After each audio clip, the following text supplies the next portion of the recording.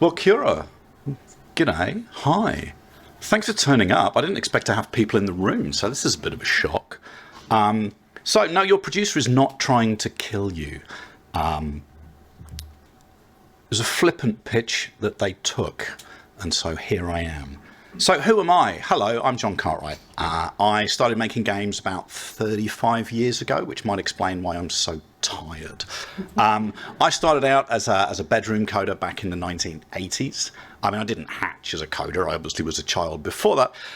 But I taught myself to code in the 8-bit home computer boom back in the UK.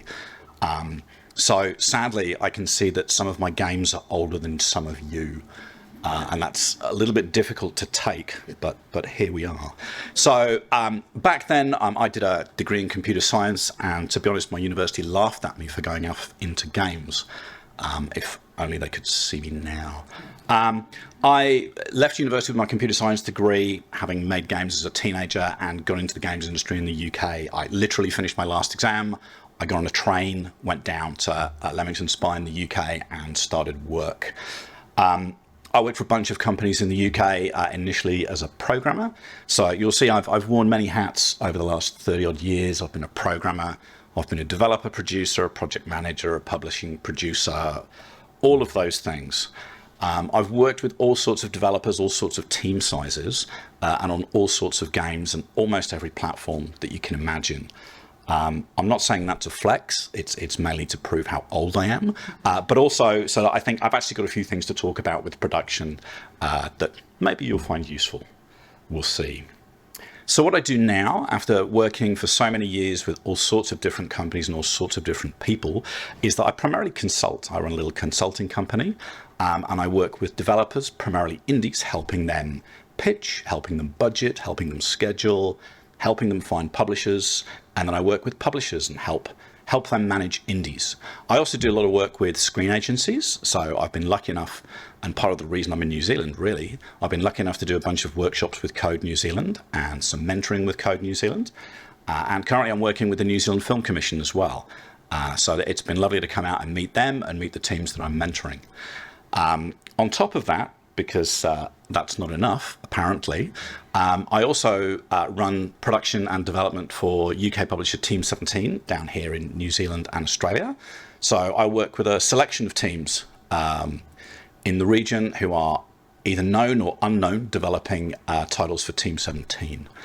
I also, on the side, I had a bunch of meetings this week, meeting with developers who have games to pitch to Team 17.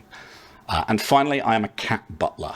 And that will become more relevant as time goes on. If any of you own cats, you know that basically you are a servant and you are there to tend to their every need. And I think it's excellent training for becoming a producer. So you should totally think about getting a cat. I'm actually quite happy if people want to interrupt me and ask questions as we go. I'm perfectly happy with that, and I will take questions at the end. So entirely up to you. So why are we here? Well, it's raining outside. I think that's the main reason most of us are in here. I'm sure at least 50% of you are in the wrong room, but it's a little bit embarrassing to leave now. I don't know if there was a rumour this was being catered. It's not. But the door's locked now, so you know, whatever, you can't do anything then. So we're really here to talk about production and how I'm looking out there and I'm seeing most of you are indie developers and you're potentially wanting to work with publishers. And how can you work with a producer? So what is a dev producer? What is a publishing producer? We can talk about all of that. And they can be complementary. They don't have to fight. I mean, you can, and it's your choice, but it may not go so well. So really sort of want to try and run through what a development producer should do a little bit, but mainly about how a development producer can deal with a publishing producer. And I've been both, and I am currently both. So I think I've got a sort of few things to sort of say about it. But there doesn't need to be unnecessary drama. There doesn't need to be bloodshed, and you don't need to have death threats. That's the plan, anyway. So what is a producer anyway? It's a fantastic question, and one I'm pretty sure we could ask everybody in the room and you would have a different answer for it. Nobody knows what a producer is. You know, there's always those lists of jobs that people don't trust, and politician and real estate agent and car salesman. I'm pretty sure in the games industry, producer is there because nobody knows what we do. It's a hugely misunderstood role. It's a massively misunderstood skill, and so people are nervous. They're trying to screw me over. That's their job title, and it's not. There's also a real misconception around them bringing no value, because producers, they can't code, they can't art, you know, they don't do audio, they're not writing your script. What's the point of them? Is there even a position for them? And I would say, yes, there is. There really is. And your life will be so much better if you have a producer in it. Your project will anyway. So you can go in with the attitude that the producer is out to kill you and that your producer is out to mess with you and trying to fail your milestones. And you can have that combative relationship, but it's just not going to work very well. I know, because I've done it. I'm speaking from the mistake, right? So don't do that. There are also a whole bunch of different types of producers. Depending on the size of studio that you work at, you may have localization producers, you may have animation producers, line producers, all manner of things. What I'm really talking about, because I think predominantly in this room we're indies, was talking about a dev producer, which is what hopefully you have at your studio, and then a publishing producer, which is at your publisher, if you have one. So for me, what I think, a producer is a project manager. You know, there's a lot of times when producers have been more in design roles, creative roles. I don't see a producer as a creative role at all, especially not at a publisher. It's about getting it done. It's about making sure that your game ships on time. It's about keeping developers on track, but it's actually about helping people. And it's about serving people. So in this instance, you are the cat and I am your butler, which is a lovely mental image, I'm sure, for all of us. I'm not going to clean myself with my tongue whilst I'm up here, so it's okay.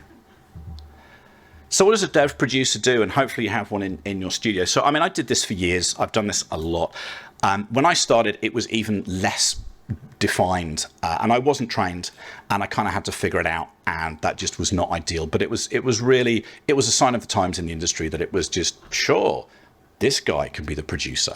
You know, I used to be a programmer. I ended up being a producer. It was never anything I actually aimed for, but I've enjoyed it a great deal. I've also been a dev producer at a publisher-owned studio. So back in the good old days in Australia, when THQ had a studio in Brisbane, I was a producer internally at THQ. I was executive producer. I was director of production, or many of things. And it's quite similar to being a development producer at an indie studio, except you don't have to worry about the money so much.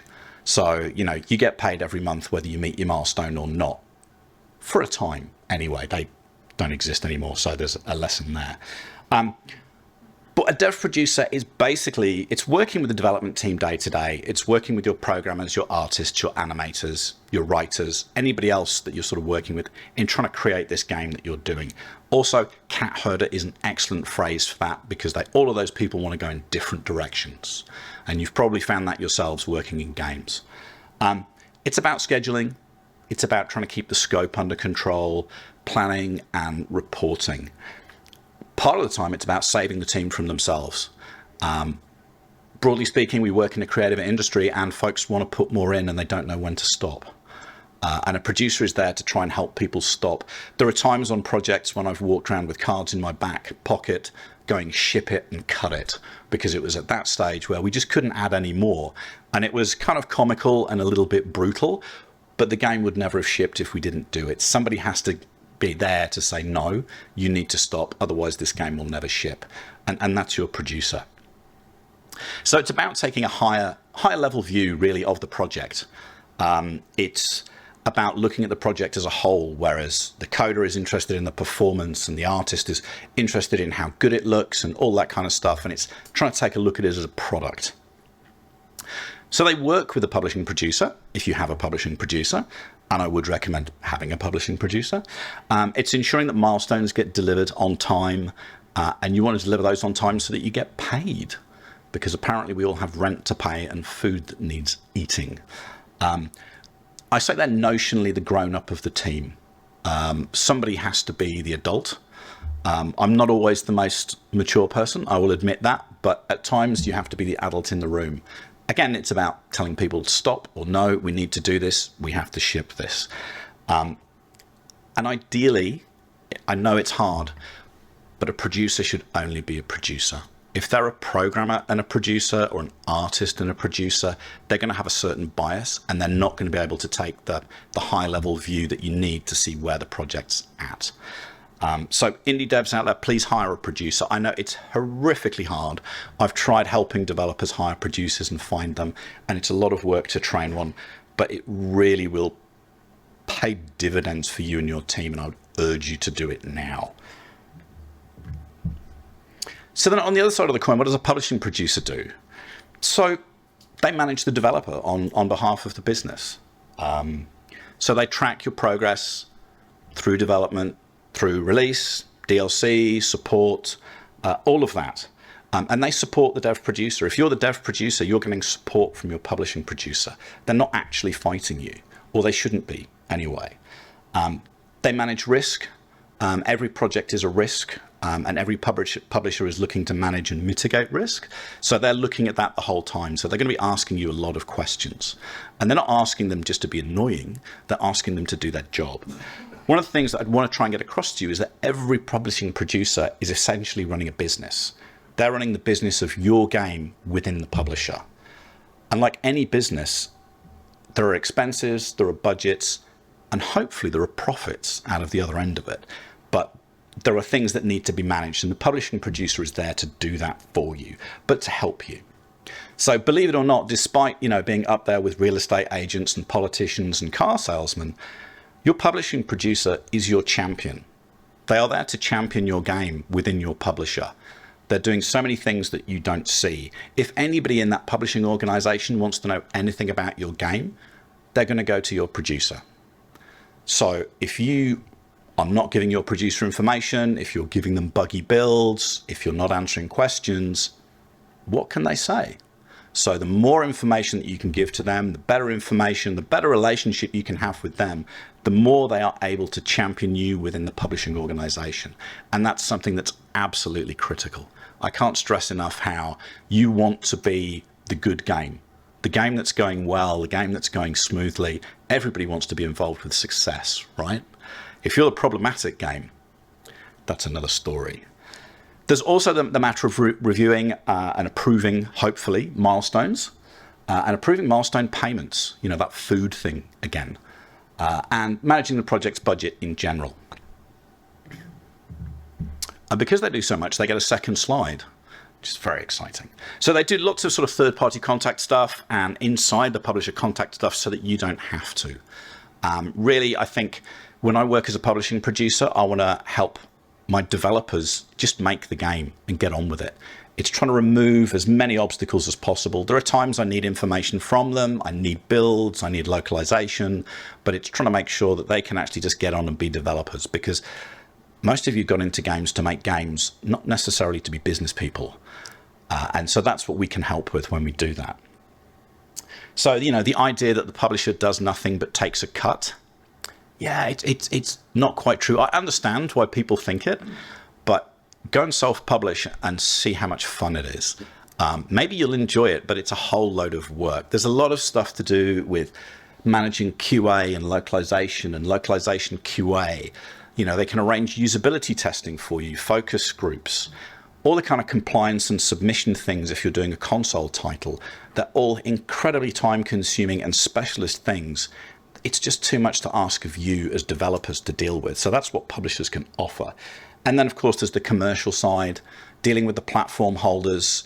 You're not going to get that Apple Arcade deal by chance. You're not going to get that Xbox Game Pass deal by chance. And this is where publishers can come in and help and make those things happen and guide you through the process. And of course, there's a whole lot of marketing and PR that a publisher is going to do for you that you probably don't have the money to do yourself as an indie game. And it's so important to have. You know how difficult it is to get discovered. It's an absolute nightmare out there. So if you can have a publisher help you with that, absolutely do it. So now the thing is that they're likely to have multiple projects. It doesn't mean they're cheating on you. It's okay. They love you dearly. But realistically, you're not going to have a one-to-one publishing producer and game ratio. It just doesn't make sense. And actually, you don't want it. You don't want the producer talking to you every day, all day. You'll get nothing done.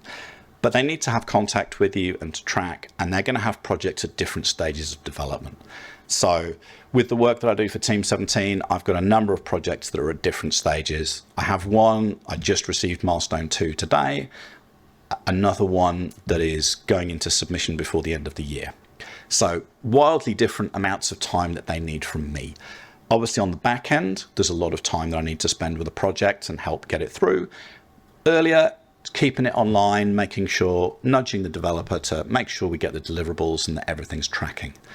But don't be surprised if your publisher-producer has 3 or 4 titles on the go. It's nothing to worry about, and it only helps you. So this is the slide you came for, isn't it? Your producer wants to kill you. It's the catch-all. It's this myth that your producer is somehow out to get you. They're out to catch you out. They're so not, right? Sometimes your producer is going to pull you up on things, but that's not what they're there for. I call them publishing partners for a reason. And if you treat your publisher as a partner, then they can treat you as a partner, and you can get through the whole process together. So they might not always love you, right? You might frustrate them at times, but realistically, without you, the producer doesn't have a job. What are they going to do? So they absolutely need you as developers in the same way that you really need them as well. It's a complementary relationship, or it should be. If you want to make it something else, well, that's your own adventure. So there are a number of phases that you're going to go through when you're working with your publishing producer, and the first of those obviously is planning.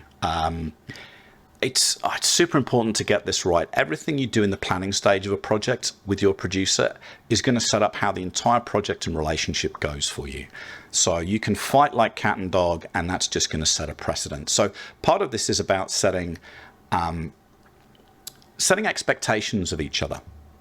So you're planning, it's such a necessary thing to do. It's not always interesting. It's not for everybody. It is why I would advise having a producer to do it, because they will learn to love Excel and lists, whereas you may not.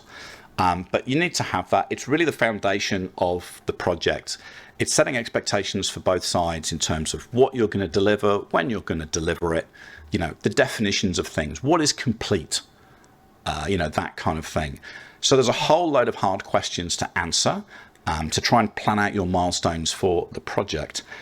But if you're open and honest, this phase will really, really serve you well. And we'll come back to this as we go through more of the slides. Again, remember, the producer's representing you and your project inside the game publisher. So if you're combative and not cooperative, how are they going to represent you?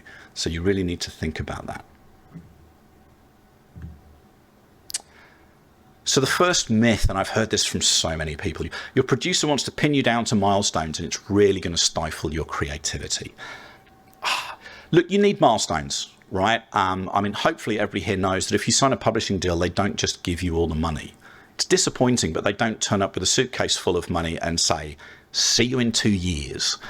I wish they did. From a developer point of view, but it's just impractical. So you need to have a number of milestones through the project, and they're how you unlock your money. They're how you unlock payment as you go. And it's how the publisher knows that you're on track. The days of just ship it when it's ready, kind of not really there anymore, especially when we're looking at big investments from publishers in terms of the marketing, localization, all of that. It's really, really easy to say, you know what, look, let's sign the contract. We'll sort out the milestones later. Every time I've seen that happen, it's gone really, really poorly. It's really come back and it's bitten everybody on the ass. Every project that's happened with, it's ended up as a crisis. So I think you need to put the time in the planning stage early on to plan your milestones. Now, they're not going to be set in stone. This is another myth, and we'll talk about that, but you have to have some kind of baseline for what your project is. When are you going to hit first playable? When are you going to hit alpha, beta? When do you plan to release? You need all of that, and you need to then work out your cash flow. The whole cash flow thing's a different talk, and we're not doing that today. Maybe your milestones, you're just going to have them high level, and then your agreement with the publisher would be that you are going to detail the month before each milestone is due. I've done that with some publishers.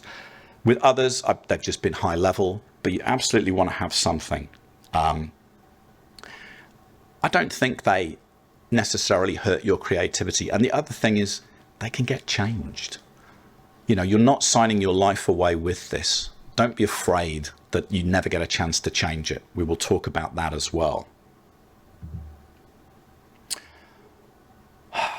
If you've ever delivered a milestone to a publisher, you've probably been asked to put together an Excel sheet with a list of what the deliverables are, how you access them, and what success is. And I've seen developers get very, very annoyed by that and think, why isn't the publisher doing that for me? It's nonsense. It's not a trick. It's not a trap. If you define your deliverables, you're in control. It's an amazing gift to you that you start with this blank slate and you can say, we're going to deliver this month, this the next, this the next. It's not being imposed on you at all. You're the best person to do that planning because you know your game. Your publisher doesn't know it that well yet. You may even not have met your producer when you go through this whole process. So if you can plan out what it is, what you're going to deliver, it's all your agency, which is why it's worth spending so much time to try and get it right, because you're going to be working with this for a while. The publisher's going to review it. Of course they are. They're not just going to trust you and go, sure, job done. But they're going to smoke check it, and then they're going to add things on the back end. So they're going to go, oh, you've not left enough time for localization. No, the console versions are going to take longer, whatever it is. So it's not a test. You're not going to fail it, but you need to go in with what you think is your best guess. It's your baseline. And it's going to be a collaborative move, but you have so much control in this process. So you should absolutely grasp it with both hands and take it seriously.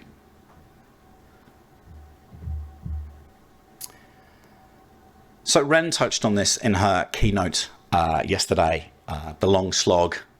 And it's the painful bit in the middle of the project. Starting a project is exciting. You're all full of hope. A finishing project is just really hard. So every project it's a series of milestones, and it's demonstrating progress, and it's bringing your ideas to life. So there's a phrase I want to use here where you sell the sizzle, not the sausage, right? I'm not just talking about Bunnings, but you got signed on the sizzle, but now you have to deliver the sausage. So you really have to deliver the meat of the project. And it's tough. It's hard work. You know, you're going to run into problems as you develop your game and as you try and deliver milestones. It's inevitable. I would be very surprised if it goes fantastically smoothly. And that's just game dev, right? My advice here is be open and honest and give far more information than you think you need to, because your publisher just needs to know it. It's a bit of courtesy, but it's going to help you so much when things do go wrong if you're very open about what's going on. It's not the time to hide any bad news. Never hide any bad news. You're not going to be judged harshly for it, but you will be judged harshly if you hide it and it comes out later and it's a problem. I can guarantee you that. So communicate, communicate, communicate. You've got to keep talking. So I touched on this a minute ago that at some point you're gonna need to put together a milestone delivery document. You know, you're not just gonna put a build on a disk or an FTP and check it out. It's not gonna work like that. You need to get a nice big Excel sheet. This is what we're delivering this milestone. Here's how you access it. Here's what success looks like. Here's, you know, all that kind of information. And I've heard developers complain like, oh my God, they just can't be bothered to play the game. How lazy are they? That's ridiculous. It's not that at all. It really isn't. Again, part of it is for you. It's helping you make sure that you're delivering what you're promising so that you can be paid. So going through that document, it's like, consider if you'd ordered something from Amazon. Are you checking what you're receiving? Or are you just blindly going, sure, seems about right? And then you're actually missing the television you ordered. You'd be pretty annoyed, but you've signed for it, so it's all over. Consider it that same way, really. Or if you go to a restaurant, do you check the bill? You know, who had those 10 tequilas? What? Wasn't me. But here's the thing. You defined the milestones a couple of slides ago. So you have this information already. This isn't extra work. This is not massive. And again, you've decided how difficult this is going to be because you defined your milestones. The point is that it speeds up what's being checked. So for example, the milestone I got delivered today, I have 10 working days to review it as part of the contract. So the developer is going to be delivering me a sheet of things to check. That's what we've agreed. I'll also have QA go through it. QA will verify it. It's going to help them familiarize themselves with the project. It's going to help them build up test suites when you go into final QA. So this is not just busy work. This is hugely important to your entire project. And it helps me determine whether this milestone is going to be accepted or rejected or something else. So please put in the effort for that. Excel is your friend. If you don't like Excel, get into it. Google Sheets is fine, but get into that. It's going to be everything for you over the life of your project if you're a producer. And your publishing producer will love it if you provide things in Excel. Love getting Excel spreadsheets. It's fantastic. So this is a newer one that I've heard. So a number of publishers are now asking for source code with every milestone. And people get kind of funny about that. And they're like, but that's like my code. And you're going to steal it and you're going to use it in another project. We're really not. Nobody has got time for that. Nobody wants to trawl through your code. Nobody wants to read your code, right? So you don't have to worry about the quality of your code. If it works, it's fine. It's really about making sure that we can build the project if something horrible happens, right? So if your company goes out of business and we've got the source code, we can build the project. Aside from that, it's a bit of, there's an old accountancy term, trust but verify. You know, you trust that somebody's done something, but you should probably verify it, especially if you're paying for it. So there are other sides to that where with some publishers, if they have your source code or if they have access to your repo, they can trigger builds. It might be quicker, depending on your internet, for them to do a milestone build. You just give them the checklist number, you know, and like build from here, and they can build it, assess that milestone. When it comes to the really, really busy stage at the end of a project where you're needing to do builds every day because there's bugs to fix, that's a lot of work on you. If the publisher has the infrastructure and access to go, hey, we can build from change list 15,000, they can generate those builds probably quicker. And especially in our time zone, you don't have to stay late, because let's face it, whoever delivered a milestone at 9 a.m. in the morning? Doesn't happen, right? You stay there until 5 or later. It's like doing your homework the night before. So it's nothing to be afraid of, and it's a good thing, and it can actually help you. So you're submitting a milestone, which is an exciting time, but it's also a nervous time. You know, it's like sitting a test, and like anything with a test, if you haven't done the work, it's not going to go well for you, right? You can't just submit and hope. That's really not going to work. So the publisher wants to check what you've done. That's why you've done your Excel sheet, and you've loved doing your Excel sheet. And it's not been hard work because you set the milestones, right? And you set good milestones. So you made it easy or you made it difficult for yourself. You don't slap together a build on the day. I appreciate you're probably not going to deliver it to me at 9 a.m., but a man can dream. But you can get lucky and deliver milestones without doing all the work, but that luck is not going to last, and it isn't helping you. So be honest about what's in the milestone, work hard, get it out, and then we can make sure it actually goes fine. So of course, now that you've put a milestone in, you have the waiting game. Is it 10 working days? Is it longer? When your producer is reviewing the milestone and you want to invoice.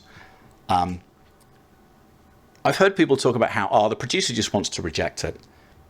Save the publisher money. I can tell you it really doesn't. That money is budgeted for.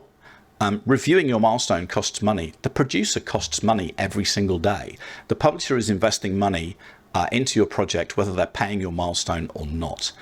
And realistically, they want to pay your milestone. There is absolutely no incentive for any producer to reject your milestone, believe it or not. You know, they don't get a bonus. You know, they don't ring a bell in the office, rejected another milestone. There's nothing like that. It really doesn't happen. If a milestone is approved, everybody is happy because it means everything's on track. And if everything's on track, you're going to release, everybody's going to be successful. That's what we all want, right? And everybody wants to be involved with a successful project. So if you can deliver on time, the more backing you're going to get inside the publisher, because your producer is going to be there going, my developers delivered on time again, and it was great quality. Or in the rare instance, my developers delivered early. You will absolutely be loved if you can ever deliver a milestone early. I can promise you that. But everybody wants to approve a milestone. Nobody wants to fail your milestone. And it's all in your hands.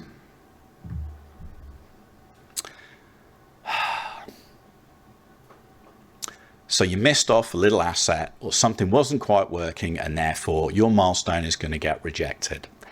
Look, it's really not how it works. It's far more complex. Games are complex things, right? I know that. I've made games for so long. Everybody in here knows that. Deliverables are complex. Things can happen. People get sick. A hard drive crashes. Maybe there's some dependency with an upgrade on Unity or Unreal. I mean, those always come out on time, right? And they never cause you problems. It could be maybe the publisher was giving you something and you didn't get it. And so therefore you can't make this deliverable. There's a whole load of things that can happen. And if it's not your fault, or if you're absolutely open about it, we can do things about it. So that it's not a binary pass or fail on a milestone. I would say more likely with most publishers, there's actually 3 outcomes. So your milestone is approved. Hooray, you can invoice. That's fantastic. Everybody's happy. Your milestone is rejected. Now, if that's the case, there will be a clause in your contract about what happens if a milestone is rejected and how long you have to remedy the issues. I've seen it a lot. It happens. You'll get a list of issues to fix with a deadline to submit. It honestly isn't the end of the world, and it shouldn't be a surprise to you because you wrote the milestone delivery document and you wrote the milestone. So you know when you submit that milestone whether you've passed it or not, really, don't you? Let's be honest. And then we've got conditionally approved, which is that kind of in-between state. And that might be, look, there's a list of issues to fix. Maybe you didn't manage to deliver all the things, and here's the reason why.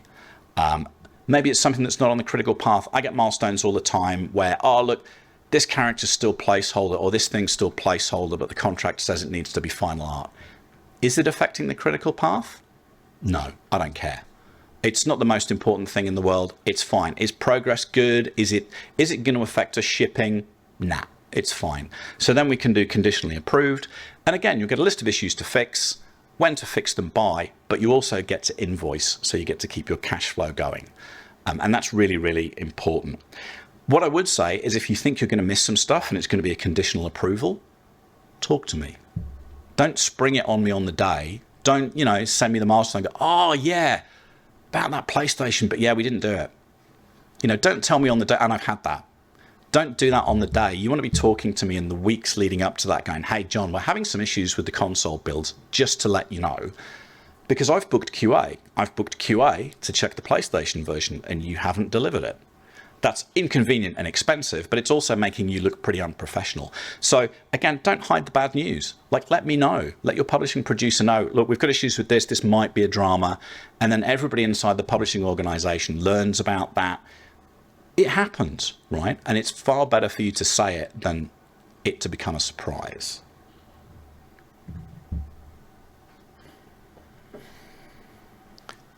People don't like failing milestones, and I understand it. Nobody wants to fail milestones, and nobody wants to fail a milestone, but it's just what it is. I have never seen a publisher cancel a project based on a single failed milestone. It's a setback. It's not the best news, but really it's not going to kill you. Nobody is looking to kill your deal because you missed one milestone. I can promise you that. I've managed projects where I've had multiple milestones in a row rejected, and that project is still alive. So it's really about how it's happening, why it's happening. Again, it comes back to this communication. If you're telling me, oh, look, we couldn't deliver this, there were issues with that, maybe we're going to have to reject the milestone, but it doesn't mean that we're rejecting you as a developer. The whole thing is your project was signed for a reason. Your project was signed because you are good developers, there's potential with it. It's expensive to kill a project. It doesn't do anybody any good. There will be a clause in the contract about how you respond to rejected milestones and whether is that fix it in 10 days, is it resubmit, whatever it is. There's something in there, and it's something to look at when you're signing with a publisher. But it's really not a drama. It's not a judgment. Pretty much every developer you will ever meet will have failed a milestone, and yet they're still alive. Their producer did not kill them. I mean, I guess the ones that got killed couldn't turn up today, but, you know, we'll sort of see how it is. But the thing is, the publisher actually wants you to succeed, because if you succeed, they succeed. You know, if you launch your game, everybody gets the chance to make some money. If they kill your game, they've spent a whole bunch of money and you've wasted a whole bunch of time. So it's really not in anybody's interest. Nobody wants to fail your milestone, fail your game, kill your game based on a single milestone failure. It's just not going to happen. Change is hard, isn't it? It's always a difficult conversation. But the thing is, your project, has anybody shipped a game where nothing changed? Yeah, look at all those hands. Yeah. We're a creative business. Of course, everything is going to change. Designs get refined. What you pitch and what you ship are going to be entirely different games. Not entirely. You're not suddenly going to turn a racing game into a fighting game. But what you pitched, what you thought you could do, what you thought was a good idea is going to change. Regardless of how you defined your milestones, it's not going to stop that happening. Designs get refined, you know. The milestones don't have to kill your creativity. And despite your best efforts, it's just not possible to, if you slavishly deliver what was in the contract, maybe it's not the most fun thing, and we need to make it fun. Both sides need to accept this, that there's got to be some give and take, and there's going to be a bunch of things that are going to change in the game. Your schedule might change. I talk about births, deaths, and marriages because people have kids, and all of a sudden that changes staffing, you know. People die, and it's like, oh my God, and this changes things on the project. People get married, and they, you know, want to go on a honeymoon and stuff like that. So all your staffing is going to change. There's going to be a whole load of things around that. Schedules change. It's not an issue, right? Platforms may change. It could be that you started out developing for Oculus, and then you switch to PlayStation VR, or you add more platforms. There's a whole load of things that can change in it, and it's like, just be prepared for it. If you think nothing is going to change, it's going to be a real butting of heads point during your process, and nobody's going to do well with that.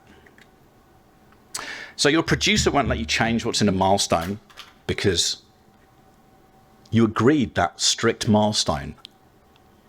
And the myth that like you're going to lose revenue share if anything changes. So it's absolute nonsense. The game changes, you know.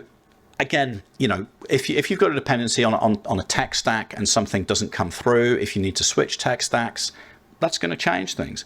Maybe the publisher didn't deliver you something.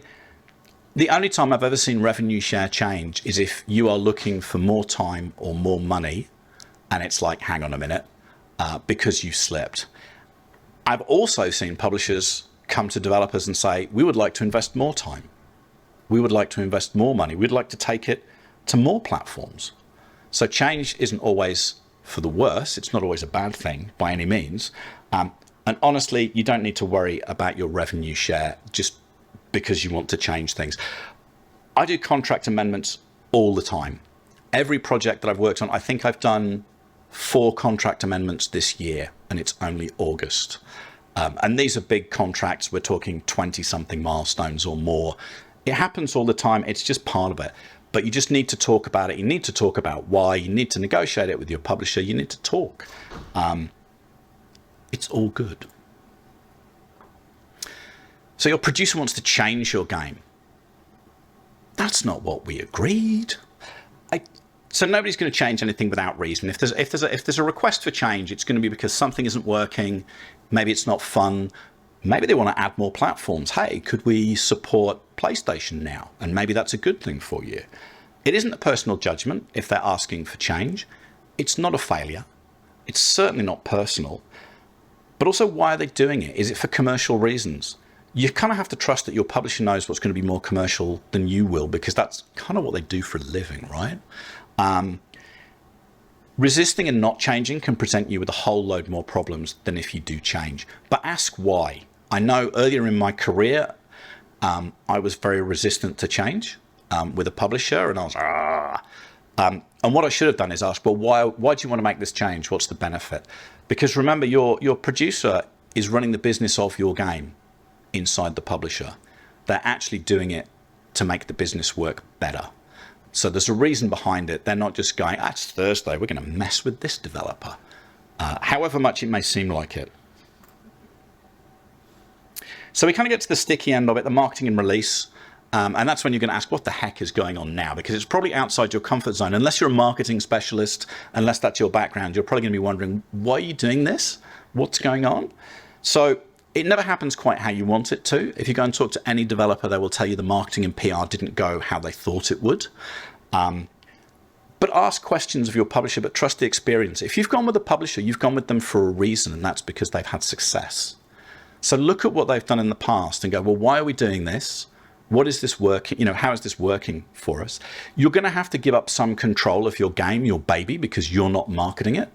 But that's kind of what you're getting with a publisher. You're getting that support. You're getting that specialist support, you know, in the same way as you're getting your QA, your localization, and all of that stuff.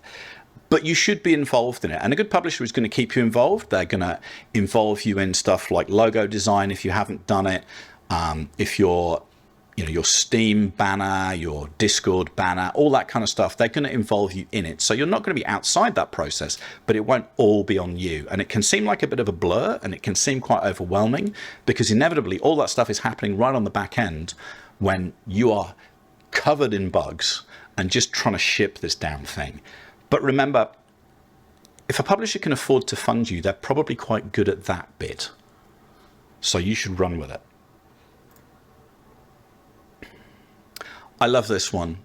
So developers think that we hog all the glory and we swan off to conferences. Hello.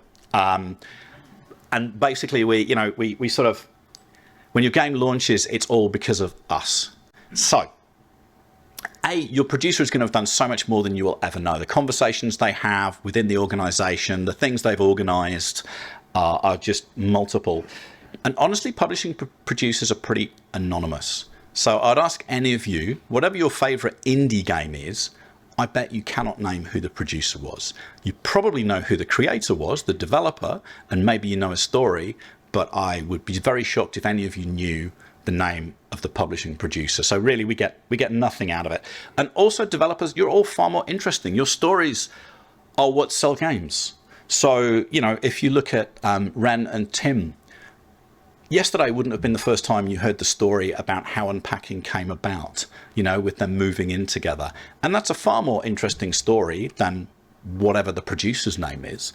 And that's why everybody knows Ren and Tim and nobody knows who the publishing producer is. So it's actually all about you. So much about you, and it's so little about that. A lot of the times you probably don't even remember what publisher a game is with, right? It's, who cares? You're interested in the game. So maybe you remember that like Unpacking was published by Humble, but maybe that was a bit of a surprise yesterday because Unpacking is the thing that sells, not Humble. So I'm kind of going to wrap it up because I've been talking for a surprising amount of time. So what I want you to take away is like, devs, you have a massive say in how this goes, how the relationship goes. Define your milestones. It is an absolute gift. It is a gift at the beginning of the project. And if you do it, it's going to serve you well throughout the process. Don't try and cover up your slip-ups. Don't withhold bad news. And don't think you can catch up next month because you really can't, and it's going to get worse. Your publisher's going to want to talk to you probably every week. Embrace those meetings. Don't be afraid of them. Don't see them as a chore. See it as an opportunity to ask them how they can help you, but also update them on how things are going because they are your champion within the organization. And if they're shouting for you, if they're trying to get help, if they're trying to get more marketing resources, then they are doing you the biggest service ever. They are your cat butler. Just trust them and have that trust returned. I didn't do this when I started, so I know how badly it can go. The first project that I ran, I had a pretty crappy relationship with the publisher. It was my first proper producer role, and I hadn't been trained, and I was actually the first producer in the studio, and this was a studio of like 70 people at the time of multiple projects. It didn't go well. The second time was better, but I was still a bit too cagey and I didn't ask enough questions. And I was like, you want to change what and why? And took it personally. It went a bit better. The game was okay. And the third time I just embraced the process and I decided, you know what? I'm going to be friends with my publishing producer and I'm going to listen to her and I'm going to, how can she help me? How can she teach me? And how can we work together? How can she be my publishing partner? The project went fantastically. We changed a whole bunch of things along the way. The milestones changed. As far as I know, she never threatened to kill me. She's still my friend. And I invited her to my wedding 18 years ago. So you can do it. Also, don't burn the bridges. So this person I worked with, Stephanie, she was at THQ as a publisher. When I moved to Australia and I was looking for a job, it helped me enormously to get a job at THQ in Brisbane because she spoke very highly of me. So do not burn your bridges and build your trust, and look at it as a repeat business opportunity. If you can get on well with your publisher, they're going to want to work with you again. And if you have a good relationship, you can work with them again. It's going to be a far less steep learning curve the second time around. So I've spoken quite a bit. Sorry for that. And we've run for quite a long time. But if there are any questions, I'd be very happy to answer them. And we have a microphone, so this can be recorded too. Would you say there are any crucial red flags to potentially look for in a publisher? Yeah, I mean, you will hear horror stories about every publisher that has ever existed, right? The thing that I would advise is if you're talking to a publisher, go and talk to other developers who've worked with them recently. I've done that, particularly when you don't know the publisher. If you're like, who are you? Go and talk to the developers who've worked with them, get in touch. I guarantee you they will let you know, and they will absolutely let you know if they've not had a good time. One over there. So this is a really sort of a detailed one, and it's a bit beside the point. But when you say you love to get Excel docs from your teams, yes, but do you hate Google Docs? No. Spreadsheets in general. I'm a spreadsheet agnostic. Okay, great. Okay? Yeah. Sometimes I worry that maybe like there's stuff inside Excel that you guys need that Google doesn't do. No, not at all. Not at all. Google Sheets is fine. You go with what works for you. Okay. It's a bit of a technical question, I suppose, but how long are most milestones? How much time do people usually have between milestones? It seems very amorphous. Yeah, look, so I mean, it used to be back in the day, milestones were monthly, and I hate monthly milestones. So I think if you're delivering a milestone, it's a whole load of work to deliver a milestone, to put all your documentation together. You can lose so much of a month just in preparing your milestone, because remember, you weren't doing it at 5 p.m. on the day. Yeah. I would prefer 2 months minimum, preferably 3, but that really depends on the scope of your project. If you've got a short project, it makes no sense to have quarterly milestones, but I think you can get a decent amount in that, and it's worthwhile. Obviously, there are some cash flow implications there if you have long milestones, but yeah, never less than 2 months for me.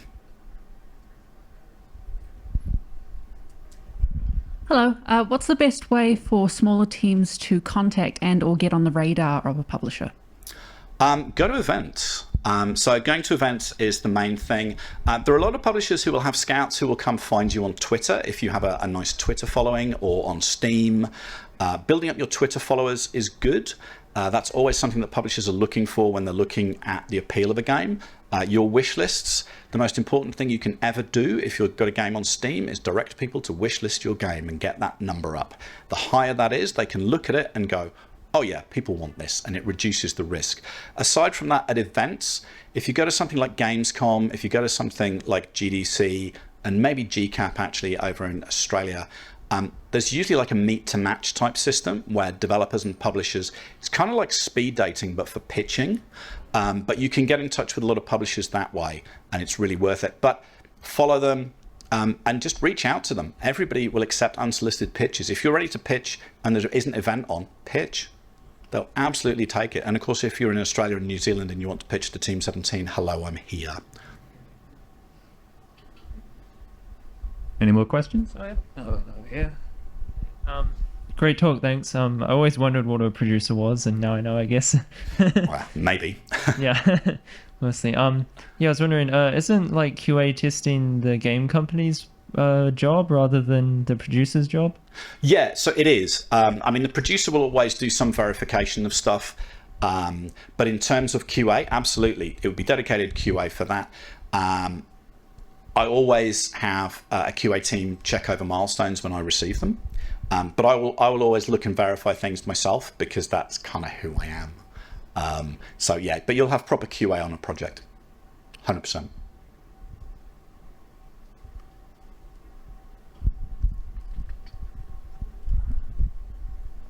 It sounds like having a producer early on in a project is a good idea, but is there a time that it's too early, like maybe before pre-production?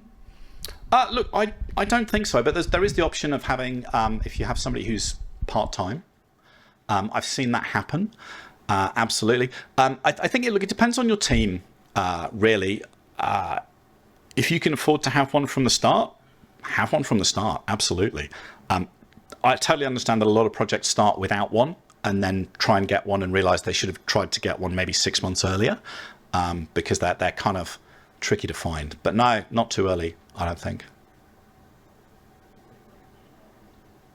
I will say it's currently 2:21, so don't know if that's technically the end of this time slot, but we could probably slot in one more quick one. Yeah, look, there he is.